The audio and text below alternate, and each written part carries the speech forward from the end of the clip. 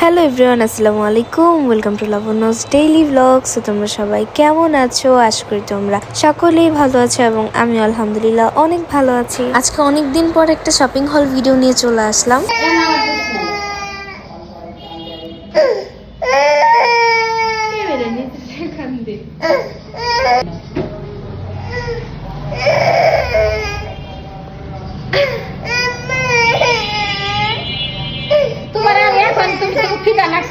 শোনা তোমার কিছু নাস্তা না খাওয়াই নিয়ে যাবো নিয়ে যাই।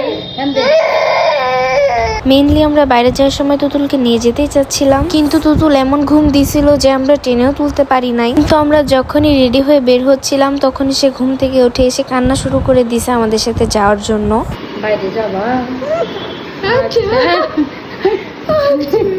এটা ছিল আমার আজকের আউটফিট। আমি আজকে অনেক সুন্দর একটা আনারকলি ড্রেস পরেছিলাম। সো যাই হোক, বেশি কথা না বলি, চলো আমরা শপিং এ যাই। আজকেও আমাদের বাসা থেকে বের হতে হতে লেট হয়ে গেছে। আজকে আমরা আম্মুর ফোনে গরিলা গ্লাস আর একটা নতুন ব্যাক কভার লাগাবো, তাই চলে গেলাম মোবাইলের খুঁটিনাটির দোকানে। সেখান থেকে শুধু আমরা আম্মুর ফোনের গরিলা গ্লাসটাই লাগাইতে পারি, আর ব্যাক কভার খুঁজে পাওয়া যাচ্ছিল না, যেহেতু আম্মুর ফোনের মডেলটা অনেক পুরনো। আমরা একেবারে অনেকগুলো দোকান ঘুরে ঘুরে দেখেছিলাম, বাট একটা দোকানেও পাইনি। শেষে আমরা ব্যাক কভার খুঁজে বাদ দিয়ে আমি আমার গাইড কিনতে চলে গেলাম। আর এছাড়াও মার্কেটের ভেতরে আমাদের খুঁটিনাটি কাজ ছিল, তাই আমরা মার্কেটের ভেতর ঢুকছিলাম। যাওয়ার পথে আমরা এখান থেকে একটা বেবি বয়ের ছবি নিয়ে গেলাম। এটা কেন নিলাম, এটার পিছনে অবশ্যই কারণ আছে, সেটা কিছুদিন পরেই তোমাদেরকে জানাবো। সে পর্যন্ত তোমরা ওয়েট করতে থাকো আর গেস করো, আর কি কি গেস করলা সেটা কমেন্ট বক্সে জানিও। তারপর আমি আর আম্মু চলে গেলাম নকশি সুতা ঘরে, কারণ সেখান থেকে আজকে আমরা কিছু লেজ আর একটা চেন কিনবো। তো রিসেন্ট আমি দুইটা কুর্তি বানাইছি, সেই কুর্তি দুইটার সাথে ম্যাচিং করে লেজ লাগানোর জন্যই আজকে আমরা চলে আসছি নকশি সুতা ঘরে। এই দোকানে জামা কাপড়ের A to Z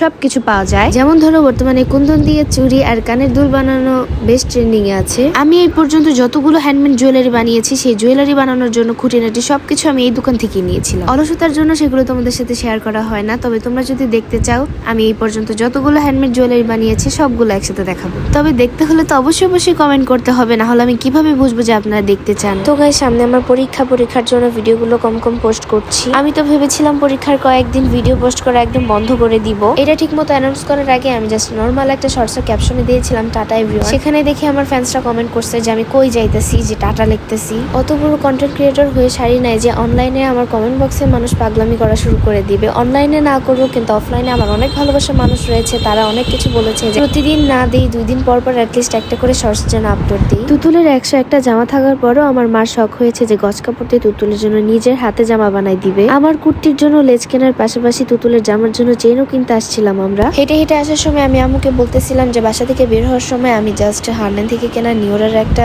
Bibi cream use করেছিলাম, আর তাতেই দেখো আমাকে কত ব্রাইট লাগতেছে। এখন আমি তোমাদেরকে একটা ব্যাড নিউজ দিব, যদিও ব্যাড নিউজটা সবার জন্যই না। ধনবাড়ির যারা হারলেন স্টোর থেকে কেনাকাটা করো তাদের জন্য হতে যাচ্ছে এটা ব্যাড নিউজ, আর যারা বাইরে থেকে কেনাকাটা করো তাদের জন্য এটা কিছুই না। ধনবাড়ি শহরটা কিন্তু খুব একটা উন্নত শহর না, অবশ্যই উন্নত জায়গায় উন্নত মানুষজন বসবাস করে, আর একজন স্মার্ট মানুষের চয়েস কিন্তু স্মার্টই হবে। ধরেন যে আপনি কোনো একটা জায়গা বা শহরে দোকান দিলেন, এখন যে শহরে দোকানটা দিলেন সেই শহরে না হলেও 80% মানুষ আপনার দোকান থেকে কিনতে হবে, না হলে কি আপনার বিজনেসে লাভ হবে?